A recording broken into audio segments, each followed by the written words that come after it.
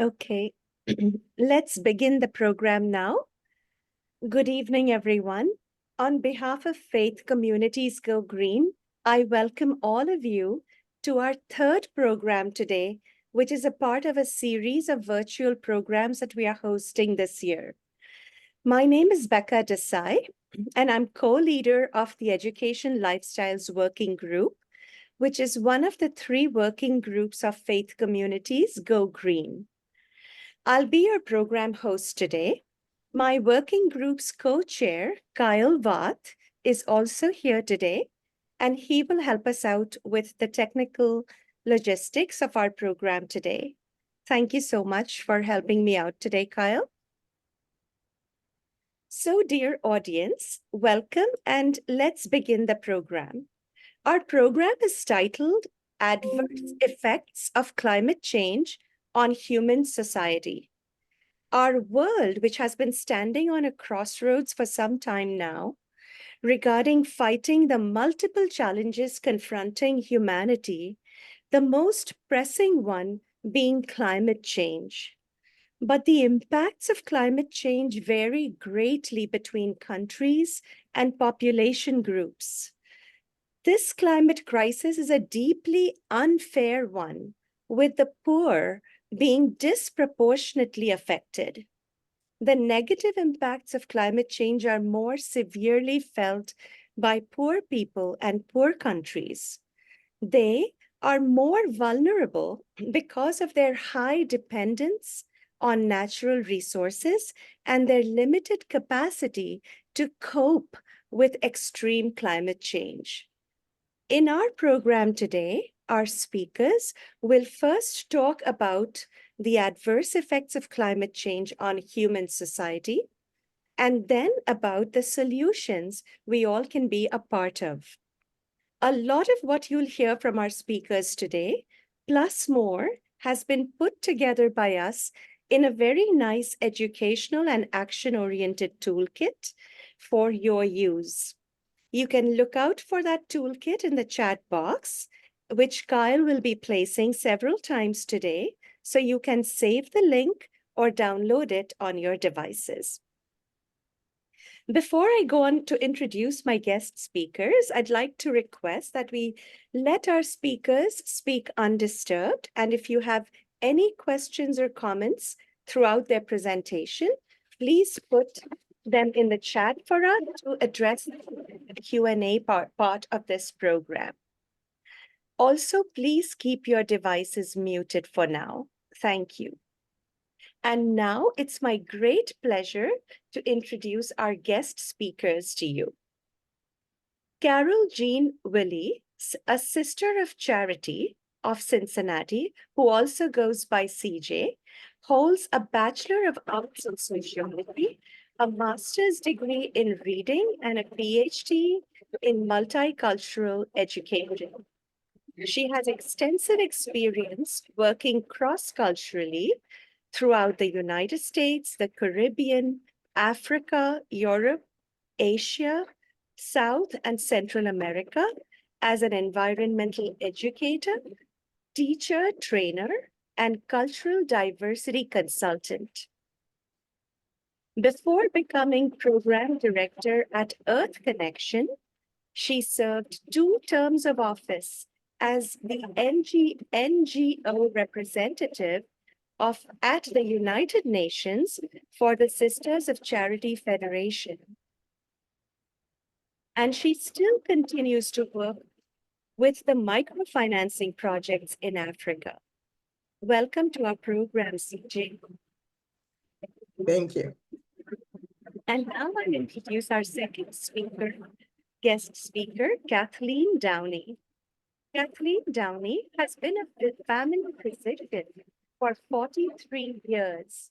She was faculty at the University of Cincinnati for most of that time, giving lectures and training medical students and residents at her Wyoming office in Ohio. She served as the medical director for about 8 years before retiring from the university. Since retiring, she has devoted her time to the Alzheimer's Association and has chaired the Earth Care team at Mount Auburn Presbyterian Church. She completed her master gardening course from the Ohio State University in 2019. Dr. Downey is an avid gardener, hiker, and a bird watcher. As a mother of 3 sons and grandmother to 2, she's most concerned about global warming and how it will affect her loved ones as well as the world. Welcome to our program, Kathy. Thank you. CJ and Kathy, it is such an honor to do this program with you both. And I'm so glad that you both have agreed to be here with us today.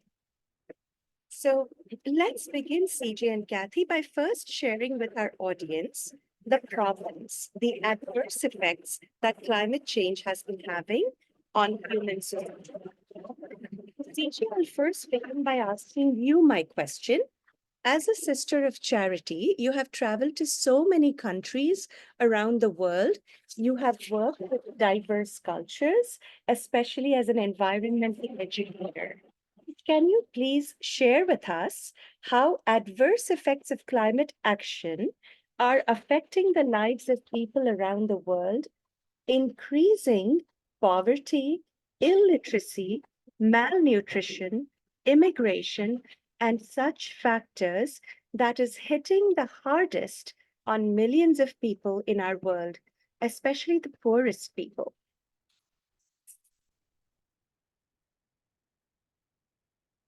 Kathy, CJ, would you like to unmute yourself? Thank you, Becca. Sure. I'd like to begin by sharing some of my own experiences in visiting people in a variety of countries. I've had the opportunity to visit, work in, or live in 49 different countries and have seen the devastation that is caused by climate change. But I've chosen a few that I'd like to share with you. My first experience of what is happening in the South Pacific was at the United Nations. And while I was there, one of the first general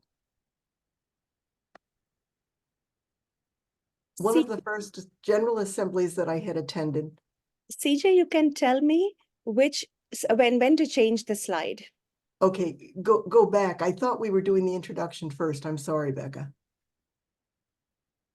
Okay, as we look at the adverse effects of climate change on human society, we want to look, first of all, at what are we talking about? Change it, please. Okay. So let's look at a few definitions because people frequently confuse these two things. First, weather is short-term in a limited area. Go back.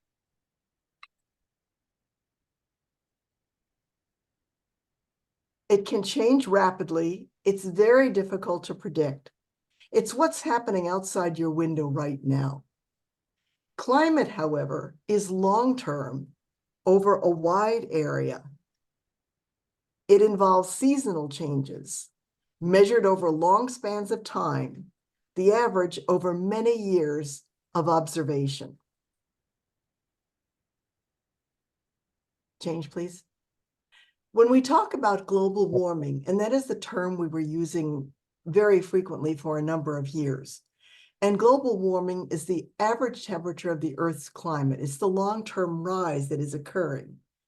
It is a major aspect of climate change. It's mainly human-induced increase in global surface temperatures. It includes both global warming and its effects. On the next slide, we see all of the effects of climate change. And remember, global warming underlies all of this. We see less snow and ice. We see thawing permafrost. Permafrost is frozen mud, basically, and it's been frozen for thousands of years. So it exists in places like Alaska and Siberia, and there are actually whole communities built on permafrost. 2 years ago in Siberia, the permafrost melted underneath an oil refinery and poured all of the oil into the rivers there. In Alaska, a number of indigenous villages have had to move because the permafrost melted and their houses were falling into the sea. We're seeing changes in plant life cycles, warmer oceans, rising sea levels, damaged coral, stronger storms, higher temperatures and more heat waves, more droughts and wildfires, changing rain and snow patterns, changes in animal migration and life cycles. We're seeing all of this even in our own country. Last year was the hottest year since records began, not just by a little bit, but by a large margin. Scientists came out 3 days ago and said that the increase in temperature last year was more than anything they had expected. And so we need to begin to realize that that's going to cause a lot of tipping points. And here, very briefly, you can see where the red is, and we're looking here from January to December of 2023, is where it was the warmest, where temperatures were way above normal. And it's across the world. Now, in the US alone, there were billion-dollar weather and climate disasters, $93 billion worth. And that included the hurricanes, the flash floods, the droughts, the tornadoes. And we've seen that throughout the year. And here you can see the billion-dollar disasters to date. Looking at the red line, that was last year. And so you can see how it has increased monumentally over just the last few years. And our environmental realities are the following: typhoons, floods, dam failures, wildfires, hurricanes, tornadoes, droughts, melting glaciers, which of course contribute to sea level rise, thawing permafrost. And the other disadvantage of the thawing permafrost is it releases ever-increasing levels of methane gas. And methane gas is far more detrimental to the environment even than carbon dioxide is.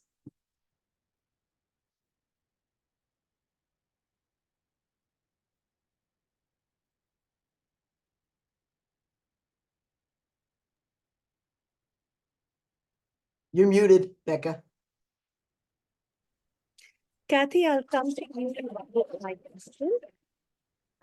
As a physician, please can you share with us how the adverse effects of climate change is taking its toll on the physical and mental health of human beings around the world?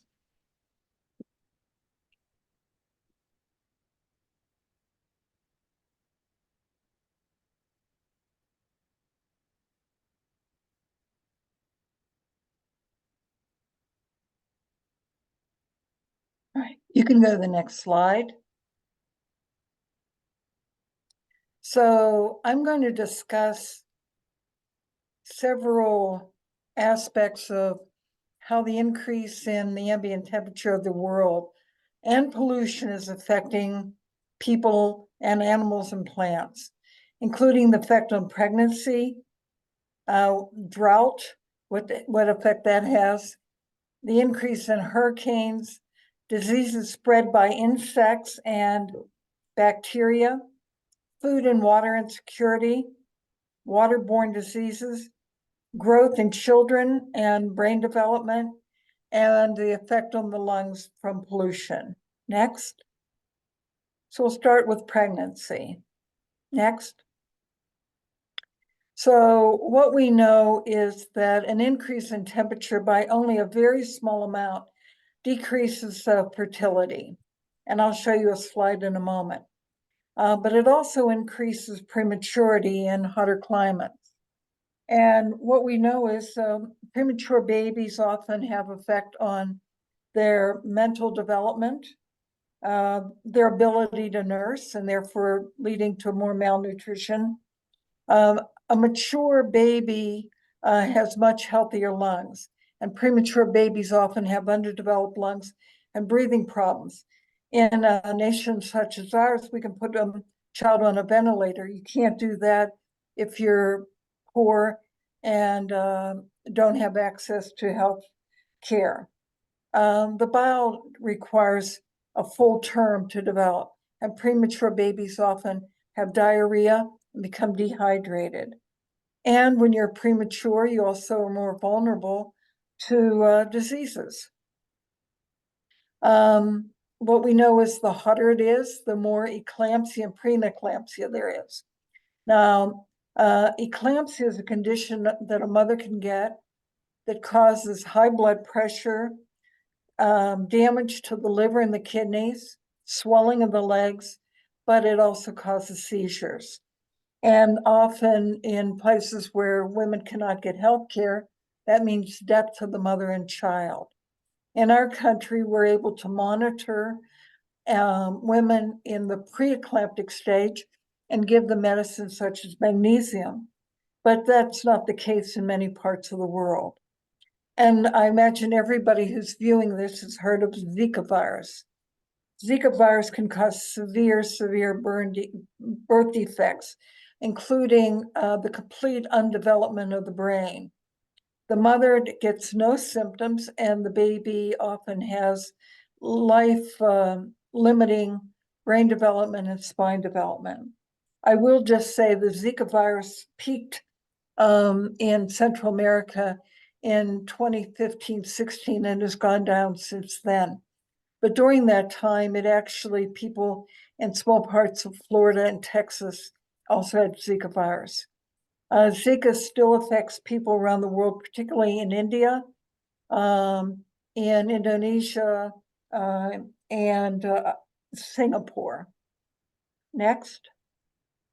So I mentioned that an elevation in temperature decreases fertility.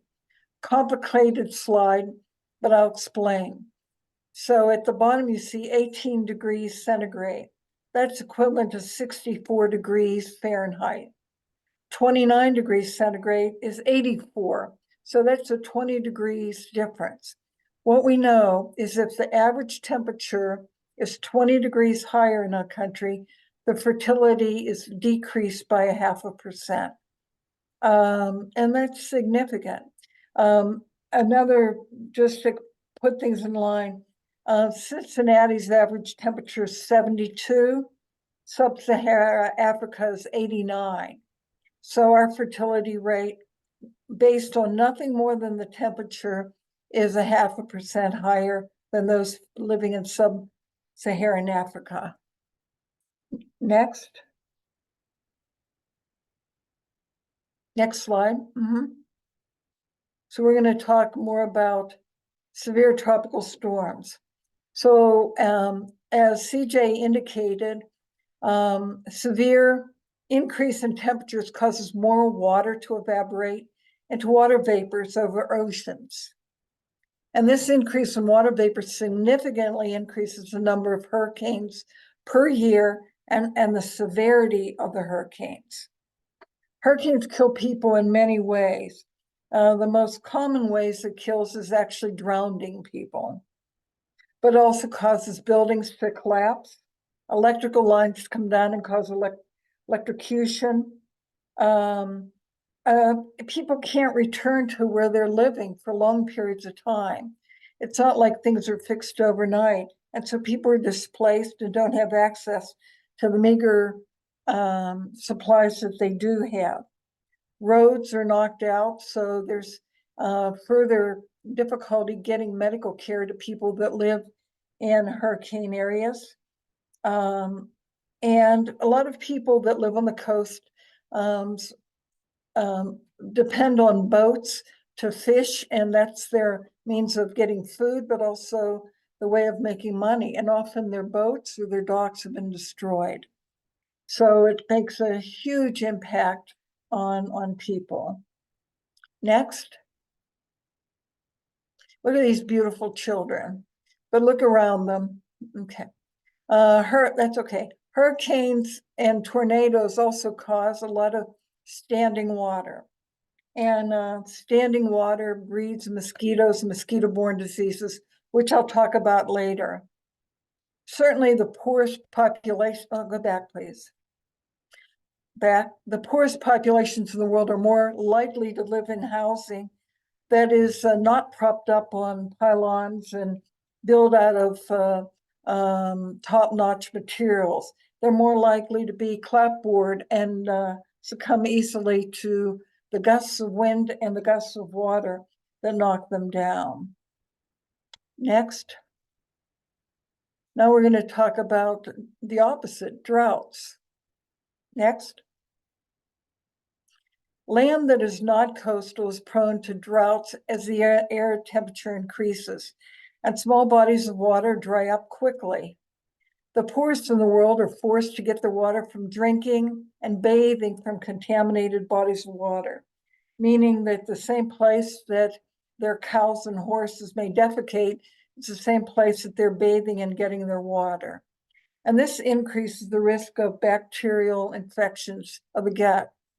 And not to make you all know all these things, but you may have heard of E. coli. That's a bacteria, Shigella, Salmonella, Cryptosporidium, hepatitis A, and Giardia embobiasis. Those are, the last two are parasites. All of those are received by someone's defecation and then someone drinking the same water supply. Also, livestock and wild animals don't have access to water. And so what do? They die, or they resort to eating things that typically they would not eat. It's to be mentioned that Abraham Lincoln's mother died from drinking milk from from a cow who had white snake root and had eaten that.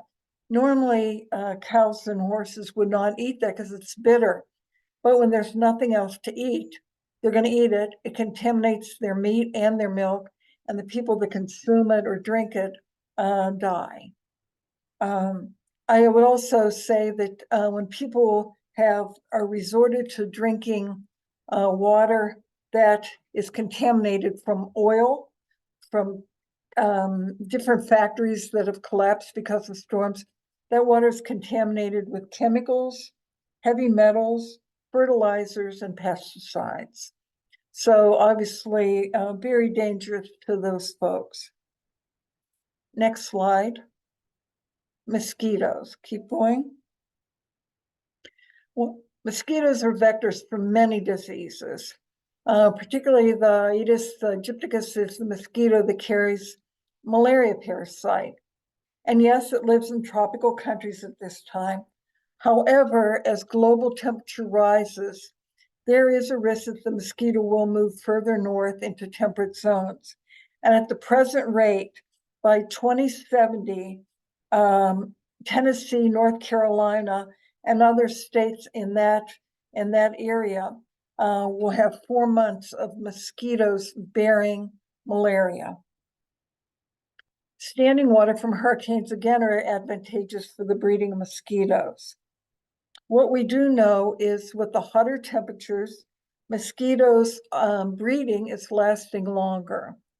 Also, in the past, there was one main season where mosquitoes bred, and now there's 2 to 3 times in a year mosquitoes are breeding and multiplying. We know that mosquitoes are becoming more resistant to pesticides. Hurricanes and floods wipe out the netting that people put over their beds to help prevent being bit at night when the mosquitoes are at the most. The other thing is, not only is it moving further north, malaria mosquitoes are moving into higher altitudes, going up mountain ranges at a rate of 30 feet per year. When it's warmer outside, people wear less clothes, and where you wear less clothes, you have more skin that can be attacked by mosquitoes. We're also now seeing people bringing mosquitoes into airports, and passing malaria on at airports. Next slide. Other tropical diseases rely on the mosquitoes to spread them. Yellow fever, Zika, dengue fever, and chikungunya. Next slide. Dengue fever is something that when I worked in Central America, we worried about. It can give flu-like symptoms, mild body achings, but it can be severe, causing rashes, vomiting, eye pain, but it also can cause internal bleeding and death. 1 in 20 people who get sick with dengue will get severely ill. Yellow fever is most common in South America and Africa. It's called yellow fever because it can change the color of your eye to yellow and cause liver disease. Some people get mild cases. However, some get severe heart, liver, and kidney problems. And those that do, 50% of them die. Next. I saw a fair number of people when I worked in Central America who had suffered the long-term effects of chikungunya. It causes flu-like symptoms, once more, body aching, fever, conjunctivitis means red eye, tiredness. But what I saw a lot were people that had severe joint pain for months after getting this virus. With saying all those others, however, malaria is the #1 mosquito-borne disease. And in 2019, 229 million cases of malaria occurred, and of those, 400,000 died. Next. All mosquito-borne diseases are more severe in who? People that are under 5 years of age, the elderly, and the immune-compromised. And who are the immune-compromised? Well, there's a lot of different cases, but HIV-positive patients. And in many countries and continents other than our own, have a lot of people who are not being treated for their HIV. We must keep in mind that the United States used to have malaria and yellow fever, and this was overcome by removing standing water in areas around Washington, D.C., for instance. Next. Next.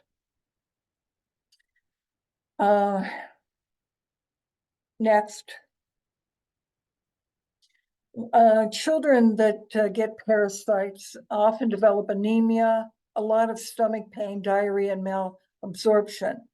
Almost every child that we took care of when we were in Guatemala had parasites. Contaminated water contains those parasites. One bacteria that I didn't talk about is cholera. Cholera was a big deal in Cincinnati in around the 1830s, 40s, and 50s. Cholera can kill a person in less than 24 hours because of the profound dehydration. Here we hook people up to IVs and they get through it, but they're not going to get that in many parts of the world. Next.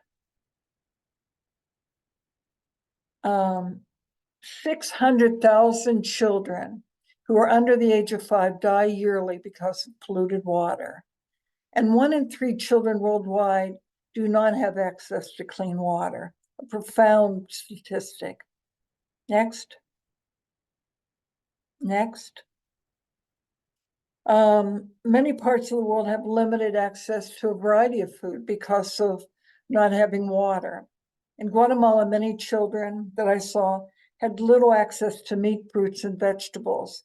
And they had a very, very profound low birth weight and stunting throughout their childhood from protein malnutrition. This is not just a problem then. Even if they move to another country later on, They have lifelong short stature, and it can cause a decrease in intelligence for the rest of their life. Next. And this is an example. If you can look, these children are 4 years old, and look at them. They don't look like my grandchildren. Next. Lastly, I want to talk about the effect of using charcoal and coal and other fossil fuels on the lungs. What we know is all those increase the particulates that are burning, causing dramatic increases in lung problems such as asthma, COPD, which means emphysema, and black lung. And black lung can lead to cancer. Those same particulates increase the number of babies that are born prematurely. And we've already discussed why premature babies do not thrive as well. Next. So we need to act now to stop the rise of ambient temperatures, to decrease droughts, tropical storms, insect and bacterial spread diseases, malnutrition, and lung disease. CJ?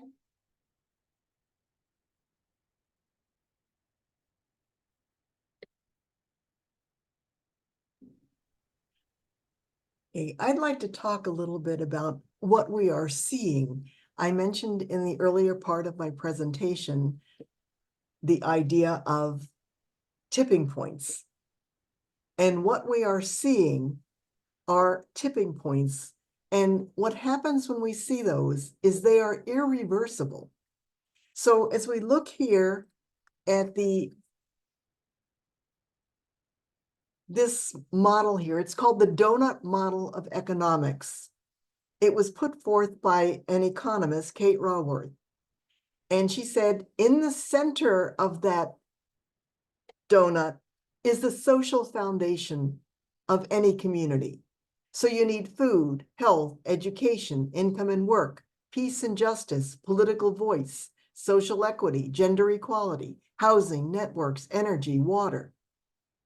And all people need that. Okay? Then she puts the next circle, she calls the safe and just space for humanity, where we have a regenerative and distributive economy. And the dark green circle surrounding that is our ecological ceiling. And that is where we find our tipping points right now. The next slide, please. Okay. In order for us to live on Earth to the way which we have become accustomed as human beings, we cannot afford to cross that ecological ceiling. And that includes climate change, ocean acidification, chemical pollution, nitrogen and phosphorus loading, freshwater withdrawals, land conversion, biodiversity loss, air pollution, and ozone layer depletion. And you'll notice an awful lot of red. Please go back for a minute. You'll notice an awful lot of red in that model there. And where the red is on the outside, those are the tipping points. We're not going to be able to undo some of the damage that we have already done. The most we can hope to do is to mitigate and adapt. And that includes climate change, nitrogen and phosphorus loading, land conversion, and biodiversity loss. And if you look in the center, you can see that we're not doing particularly well there either. Notice peace and justice, we're almost to the center of the circle on that in red. So all the areas of red are where our shortfalls are. Okay, you can change. And she says, we need to reimagine the shape of progress. Today, we have economies that need to grow, whether or not they make us thrive. What we need are economies that make us thrive, whether or not they grow. And this requires a profound shift in mindset. So when we see all the time an emphasis on, consumer buying, grow, grow, grow, we can't do that with finite resources.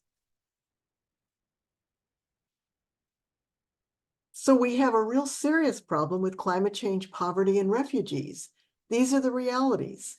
Those living in poverty lose more when disaster strikes. I was in Tanzania a couple of years ago, and I was going through Maasai territory. And to the right of the road were 3 Maasai warriors with their cow. Now, the cow is the most important thing in a Maasai community. Each family depends on its livelihood from their cow. And this cow was pathetic. It was all bones. And the 3 men tried to push it up a very slight incline, and the cow fell over and died right in front of me. And I will never forget the look on those men's faces. Their whole livelihood died right there in front of them. And so they don't have the opportunity to just go out and buy another cow. It's simply not available to them. And that's a reality for many people. Next, they have fewer resources to rely on. You know, we mobilize very quickly in this country. When there's a disaster, we send in the National Guard, FEMA comes in, and people have extra so they're able to help others very readily. But people in many countries have far fewer resources to rely on to start with. And when there is a catastrophic event, they don't have the resources to rebuild. And I think Kathy mentioned that in her talk as well. Many of the people in developing countries work in agriculture, and when crops are destroyed, they leave the land to pursue work in the cities. And so we see that in so many countries today. Where I attend Mass on Sunday, 70% of the population is from Guatemala. And they're there now simply because many of them were agricultural workers, and the droughts did not allow the crops to grow, and they couldn't feed their families. And so many of the men went to the city, but not finding work there, then they brought their families and migrated to the United States. When the country itself is in danger of disappearing due to sea level rise, people have no recourse but to migrate to another country. And one of the very first General Assemblies I attended at the United Nations, the Prime Minister of Tuvalu, a small South Pacific island, stood up and asked if there was a country who would take his people because their country was disappearing. And to this date now, there are a number of people from Kiribati, from Tuvalu, who can no longer live on their islands, and Australia has taken in a great many of them. But the question then becomes, who are you if you no longer have an identity with your own country? And there are some very good films out about that. There's a young man here in Cincinnati who was a Peace Corps volunteer in Kiribati who has helped to film 2 documentaries showing what happens to the people as their country disappears. So we need to recognize that people are leaving. Slow onset climate change will force people to move due to decreased crop productivity, as well as water shortages. I spent July last summer in the country of Panama, and I was working with teachers there, but I was living up near the Darien Gap half the time I was there, and there were about 1,400 migrants a day coming through the Darien Gap. To do that, they had to cross through 66 miles of jungle. Many of them don't make it, and they were coming from countries from throughout the world. So Panama is the connector between South America and Central America. And the Pan American Highway goes from Alaska all the way down to Panama, and then it stops for 66 miles through the jungle and picks up again on the other side. But these people were coming barefoot, hungry, but they didn't see that they had another opportunity. They couldn't survive where they were. Although migration, mitigation, and adaptation techniques are recommended, there is no funding for many people. And that's what the United Nations talks about a great deal, is mitigation and adaptation. So how do we prevent some of these events from happening? And then recognizing that there are some we cannot prevent, how do we adapt? I had talked with the Prime Minister of St. Lucia, since it was an island I was familiar with, and asked him what they were doing to adapt to climate change. And he said several things were happening. One, because the climate was changing so rapidly, they didn't know when the planting season was anymore. And what that did was cause parents to keep their children home from school at different times because they needed help in the fields. He said, as far as fishing was concerned, that was always a major source of income. I can remember being able to walk down to the sea every day to get fresh fish. He said, now the boats are having to go farther and farther out because the type of food that many of the fish who came closer to shore ate is no longer there. And they're getting about half the amount of fish and maybe only every other day. And so that's a whole difference. He said they know that they have to move the people. And right now, all of the towns and villages, the major ones, are all on the coastline. He says, we know we have to move people higher up. But he says that takes a different type of infrastructure, and we don't have money to do that. The International Organization for Migration warned that estimates for migration as a result of climate change vary wildly, from about 25 million to 1 billion people by 2050.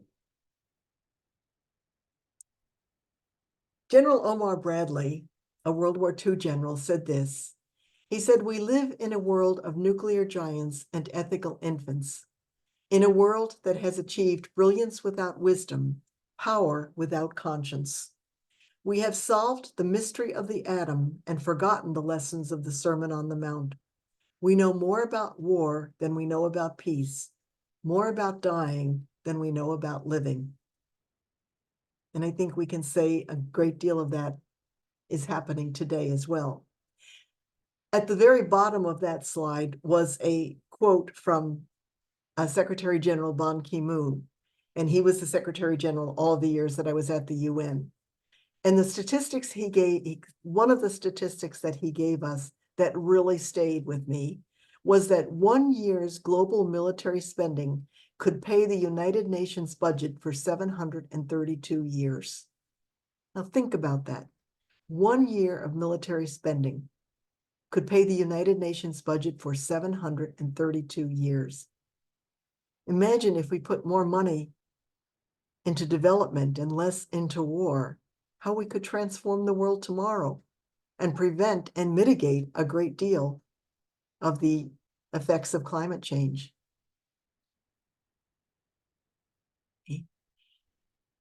Several years ago, the World Parliament of Religions and the UN Environment Program published a book called Faith for Earth, A Call for Action. And the whole book is available free to download. And what they did in that book is they looked at all of the different religions throughout the world. And they said that one of the things that is missing from the discussion on climate change is the moral voice, and that faith traditions can bring that moral voice. And so we see now that we have to recognize that there are global systems of economic injustice. Earth isn't big enough for corporate greed. We have to look at our current system of economic development. Okay?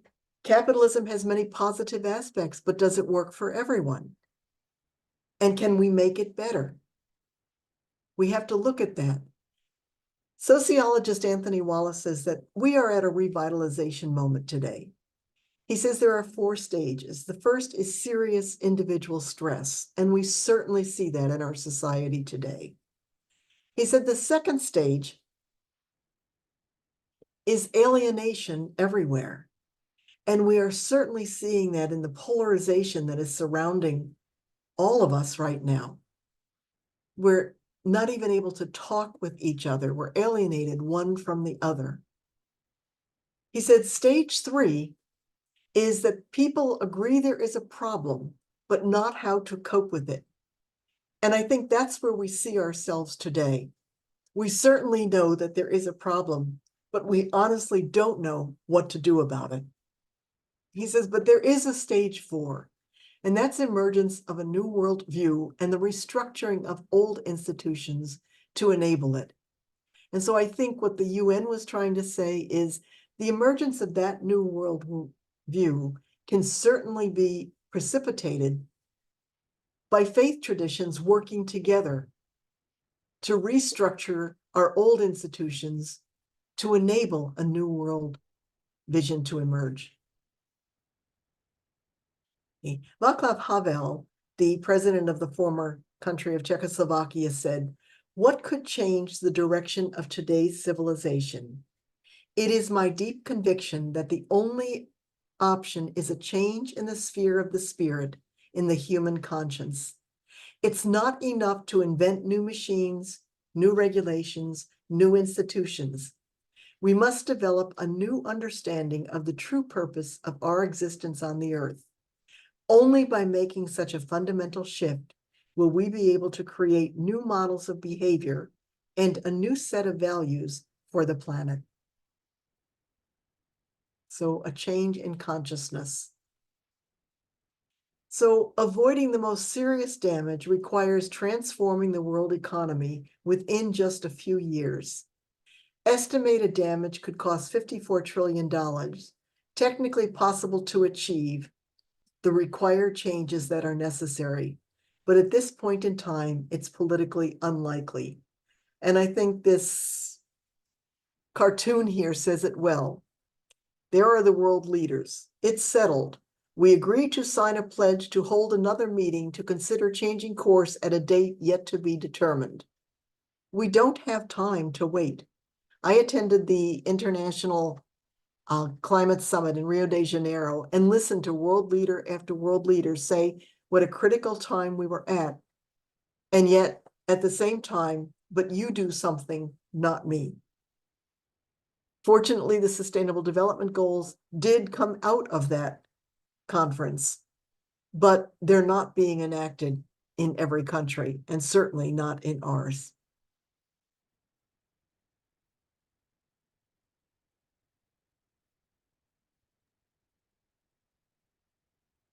Becca, unmute.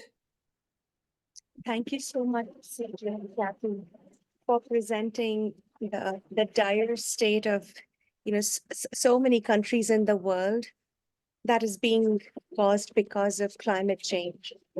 Now, I'm going to move on to my next question to both of you, Kathy and CJ. You have shared the problems of adverse effects of climate change on human health and so many other important factors for human life in our world. But now, let us talk about the solutions and how we all can be a part of that solution. Can you please share with us what are some practical solutions that our world must consider or is considering? What can we do individually and collectively to help our fellow humankind? Please give us some practical ideas or action steps that we can take in our daily lives that will help to reduce these adverse effects of climate change, especially on those of our fellow humankind around the world who are suffering the most, even though they are contributing the least to the problems created by climate change. How can we help reduce their suffering? Kathy, would you like to go first? Number one thing that I think that we can all do is we must get involved politically. As individuals, we are not able to do, we can plant a garden, we can change our light bulbs, we can compost. That's not going to do that much. We must get involved politically. We must, whether that's running for office or just going to meetings and having our voice heard. Our politicians need to speak for us and for our grandchildren, our great-grandchildren. Secondly, all the things we need to do have to be big things, not little things. One is we need to reduce our carbon footprint by using public transportation more often, combining our trips so that we're in our cars less, We need to buy hybrid and electric cars. Now, certainly everybody doesn't have the financial ability to do that, but that would make a big difference. When possible, looking at alternative ways of heating our homes, such as solar energy. Dramatically reducing how much red meat we consume. And lastly, reuse, repurpose, and recycle. As far as what you can do today, and then I'm just going to move on to that because I realize we're kind of rushed for time. Yes, wash your clothes in cold water. They come just as clean as if you used hot water. Have a garden in your yard or on your patio, grow your tomatoes and your peppers. Yes, switch to LED bulbs. That's a very easy thing to do. Get rid of the incandescent lights and try as well as you can to get rid of the plastic. You don't have to cover your leftovers with plastic, cover them with a plate. Use an old butter container that looks ugly, but you're not throwing another thing in the landfill. Be acquainted with the hub and use it. And lastly, plant a tree. So thank you. Thank you, Kathy. And now, CJ, you'll continue with your presentation Okay, on the solutions. all right. Hey, the first thing I want to talk about is, well, where do we go from here? And so there's a model there that has 3 circles. In the center is our comfort zone. That's the way we've always done things, and we'd like to continue doing them because it's comfortable. But God, by whatever name we choose to call the deity, is constantly calling us out of our comfort zone into our grace margin. For each of us, our grace margin is different. For some, it might be switching to LED bulbs. For another, it might be putting solar panels on the house. For another, it might be reducing the consumption of meat. What we don't want to do is push people into their fear zone, because when we do that, it paralyzes us. So the question each of us has to ask is, where is the divine mystery calling me? What is my grace margin? What kind of world do we want? So our ecological footprint is the impact of a person or community on the environment, expressed as the amount of land and water required to sustain their use of natural resources. Biocapacity refers to the capacity of a given biologically productive area to generate an ongoing supply of renewable resources and to absorb its waste. Ideally, we use X amount of resources in a year, and we're able to replenish them during that year. However, we are reaching Earth Overshoot Day. That marks the date when humanity's demand for ecological resources in a given year exceeds what Earth can regenerate in that year. So instead of a year to allow the Earth to regenerate, we're using up a year's worth of resources by August 2nd. And if we look at this graphic here, it would take 5 planets if everyone in the world were trying to live the way that we do. Our lifestyle is not sustainable. Okay, we have been gifted with so many resources, but we have to recognize that our resources come at the expense of other countries. So what is your ecological footprint? How many resources are you using in a year? If you look at the URL at the bottom there, you can go and you can find how many resources you are using. It asks a series of questions and it'll give you an idea. And it might help you to decide where are the areas that I need to make some changes. So some of the things we can do are to buy local when possible, to learn not to eat fruits and vegetables that are not in season because they have to travel so far. And that causes an extensive amount of pollution. So look for local farmers markets, support local people. Why do we eat less meat? Well, animal agriculture is currently the single largest contributor to greenhouse gas emissions, making it one of the largest drivers of climate change. Livestock currently graze on more than 1/3 of Earth's ice-free land surface, which was once forest or grasslands that had captured and stored carbon dioxide.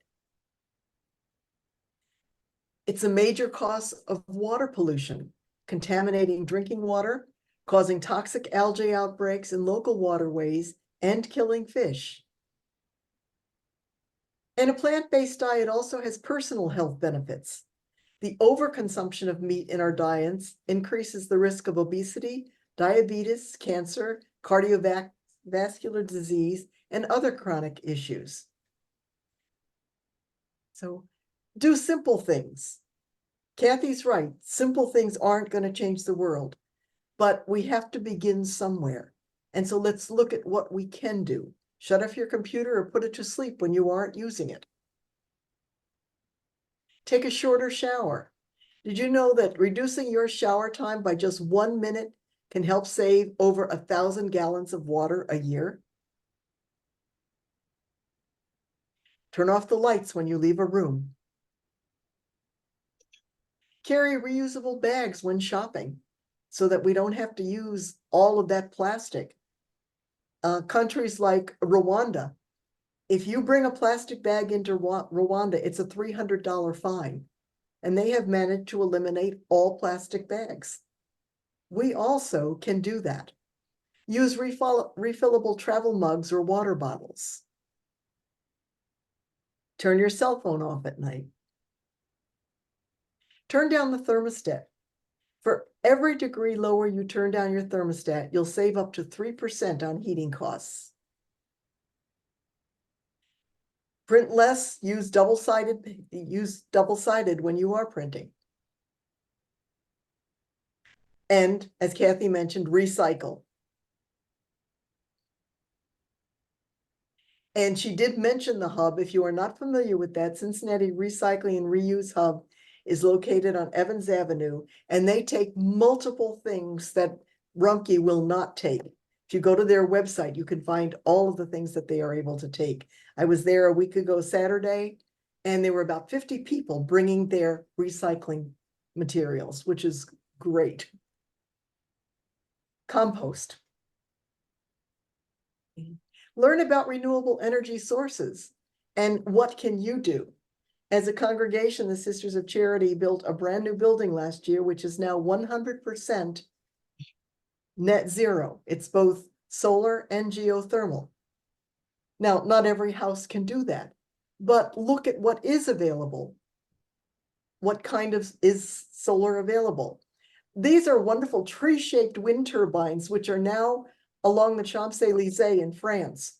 They actually provide energy with just a slight breeze, and they're providing energy throughout the city of Paris. Join a national, state, or local environmental organization. We can't do it alone. We have to learn to say enough. I was at a UN conference on the environment in Germany, and finally someone in the audience stood up and said, you know what? We just need to learn to say enough. Some people throw away something good for something better, only to realize later that good was actually good enough and better never even came close. Kathy mentioned getting politically involved. Write a letter to the editor. And there's examples there of how to do that. Write to your representatives and senators. What are candidates saying?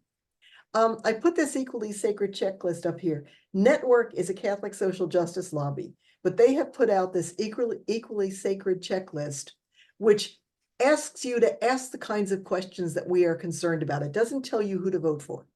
It's asking what kinds of questions ought you to be asking.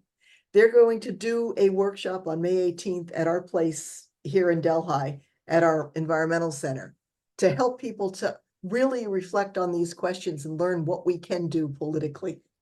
And anyone is eligible to come to that.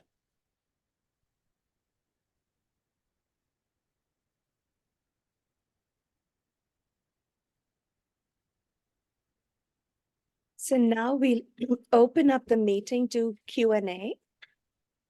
And if anybody has questions lined up in the chat, Kyle, are there any questions that you have ready for our speakers? There are not any yet. Okay. If anyone wants to ask anything from what you've heard or something that you've always wondered about, please go ahead, unmute yourselves and ask. We do have one question. What time is the May 18th workshop? We haven't decided the exact hours yet. It will probably be in the morning, but we will put that on our Faith Communities Go Green website as soon as we have the exact time. Great, thank you. We have another question. My question has to do with whether insurance companies have taken any action to mitigate fossil fuel usage/production, given that they initially pay the claims. The only thing I can think of is the difficulty average homeowners in Florida have in finding homeowner insurance policies. Do you know anything more related to that? I honestly do not.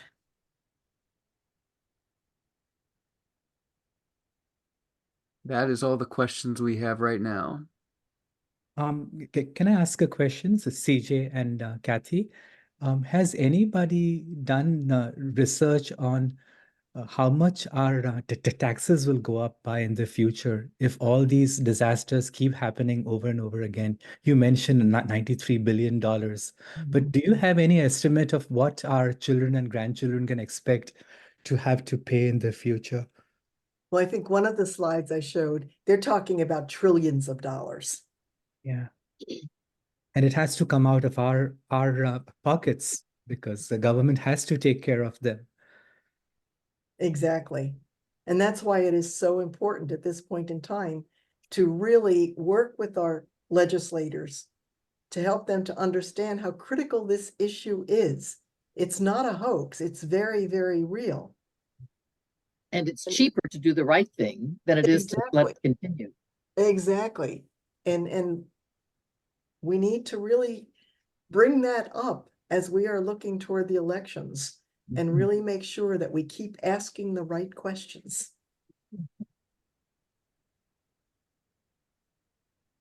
This has been magnificent. I am so grateful. Is there any way that you might share your slides, your screens with us? The the PowerPoints you mean that they shared? Yes, they are in the toolkit. We've put them in the toolkit that we are sharing with you. So if you download the toolkit or just save that link, and whenever you open it up, amongst all the resources are today's program presentations. Thank you very much. Sure. So if there are no more We questions. have, Becca, we've got another question here.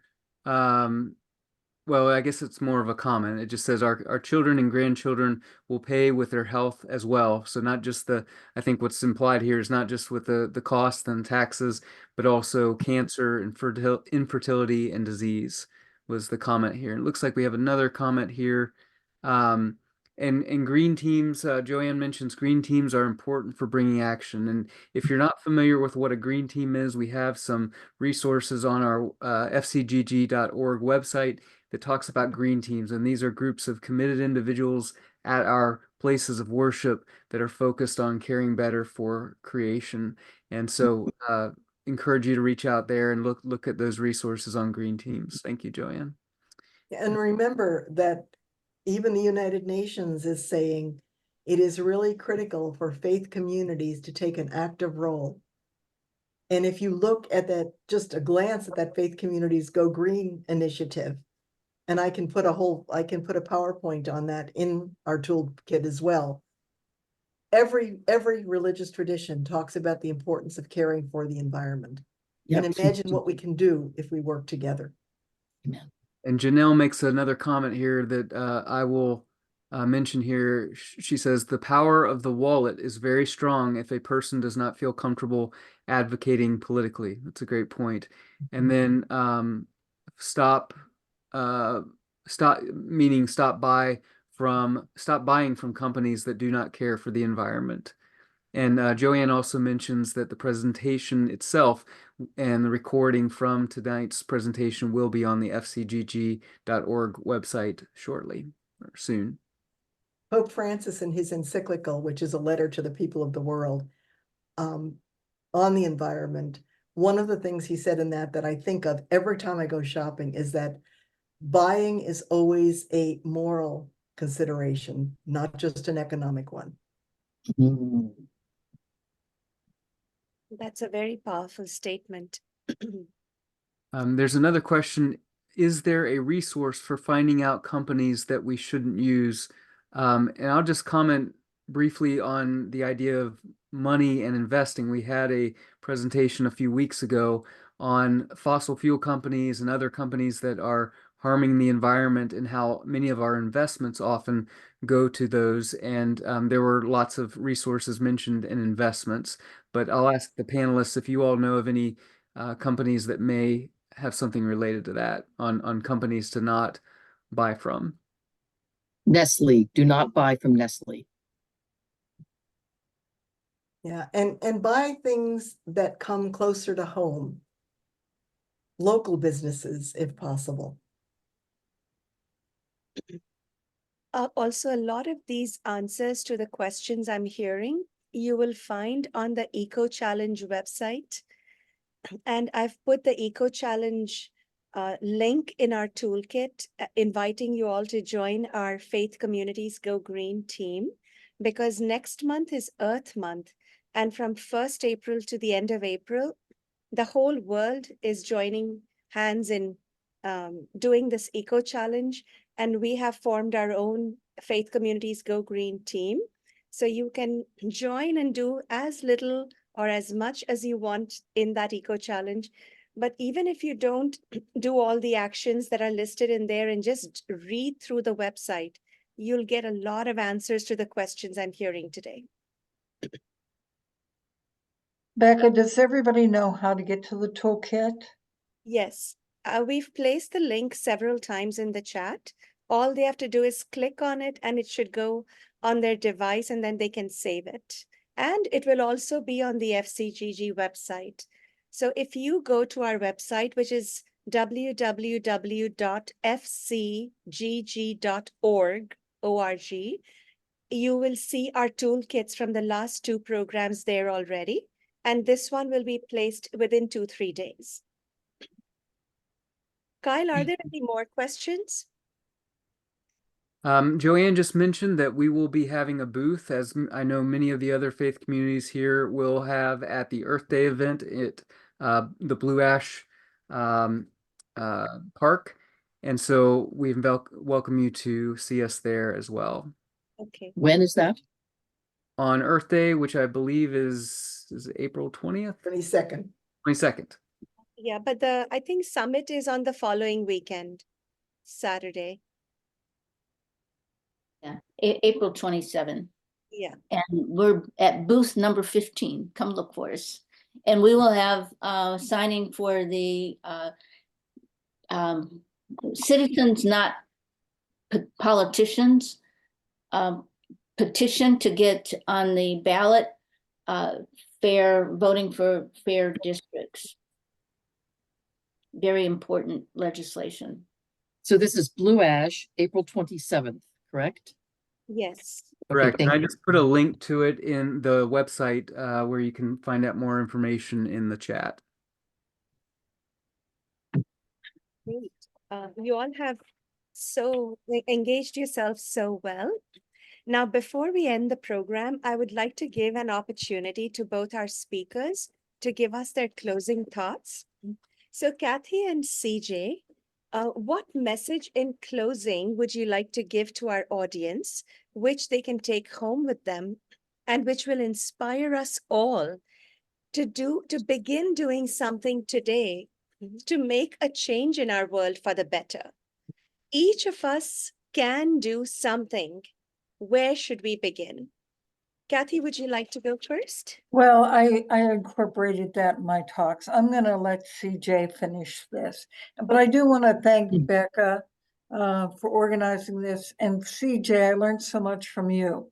But anyway, I'll let CJ finish. Okay. I'll share the screen again because CJ has a very nice story to share with you. Right. I think one of the things is we can sometimes feel absolutely overwhelmed with what confronts us, and it almost paralyzes us. And so I'd like to leave you with a little story called The Mousetrap. And I learned this when I was in India. A mouse looked through the crack in the wall and saw the farmer and his wife open a package. What food might this contain? The mouse wondered. He was devastated to discover it was a mousetrap. Retreating to the farmyard, the mouse proclaimed the warning. There is a mousetrap in the house. There is a mousetrap in the house. The chicken clucked and scratched, raised her head and said, Mr. Mouse, I can tell this is a grave concern to you, but it is of no concern to me. I cannot be bothered by it. The mouse turned to the pig and told him, there is a mousetrap in the house, a mousetrap in the house. The pig sympathized, but said, I am so very sorry, Mr. Mouse, but there is nothing I can do about it but pray. Be assured you are in my prayers. And so the mouse turned to the cow and said, there's a mousetrap in the house. There's a mousetrap in the house. The cow said, well, Mr. Mouse, sorry for you, but it's no skin off my nose. So the mouse returned to the house, head down and dejected, to face the farmer's mousetrap alone. That very night, a sound was heard throughout the house, like the sound of a mousetrap catching its prey. The farmer's wife rushed to see what was caught. In the darkness, she did not see it was a venomous snake whose tail the trap had caught.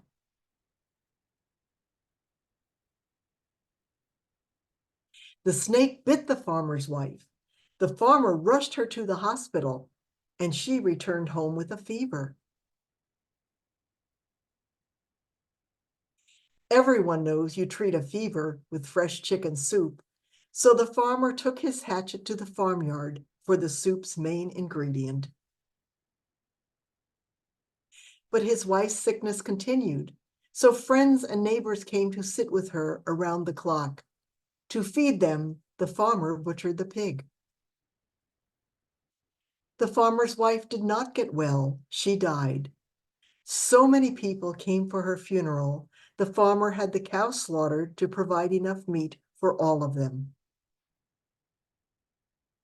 The mouse looked upon it all from his crack in the wall with great sadness. So the next time you hear someone is facing a problem and think it doesn't concern you, remember, when one of us is threatened, we are all at risk.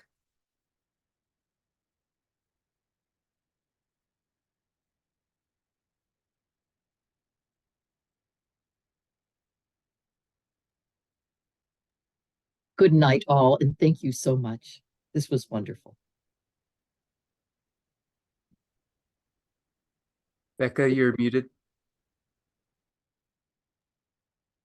Thank you so much, CJ and Kathy, for your inspiring closing comments and the story you told us, CJ. Our most sincere thanks to both of you for all the wisdom and the knowledge that you have shared with us today, and also the resources that you helped us to put the toolkit together. We hope that all of you have copied that link and you've saved it on your devices already. Dear audience, it is our hope that our program has been educational and informative and inspirational for you to want to become a part of the solution that will reduce the adversities that our fellow humankind around the world have been suffering from the effects of climate change. We sincerely hope that you are already actively doing what is in your power to become a part of the solution, and you'll be inspired to do even more now. Our toolkit has many great action plans that you can choose from, and also the information that we shared with you today is provided in there. Individually and collectively, we all have the means to make a difference for the better, for us, for our children, our grandchildren, and all our future generations. It's just a matter of when can we begin acting on this knowledge that we have about the adversities that climate change is creating on our fellow humankind. And the answer is very simple. We can begin something positive, something right now. So we hope that you'll be inspired to do that. Thank you very much, our dear audience, for your interest and attention today. You have already taken the first step by just being here, joining us in this program, and helping us increase the impact of this program today by downloading our toolkit. And it is our request that please share it with everyone in your life. Before you go, we want to invite you all to our next program, which is an Earth Day special. And the title is Trees, the Givers of Life. It is on 24th April at 7 p.m. Eastern. And in this virtual program, you can increase your knowledge of trees and tree programs in our region. Our speakers will inform us about the tremendous importance of trees in our communities, their role in our ecosystem, in our physical and spiritual lives, and how trees also help in restoring our planet's environment. Learn about local tree programs in our community and how you or your congregation can participate in them. As always, we'll also provide you a toolkit on this topic. So please remember to register to attend this amazing program on trees. And I think Kyle has pasted something in the chat relating to our next program, and the registration link is also there. But if you are subscribing to FCGG, you should receive our flyers soon.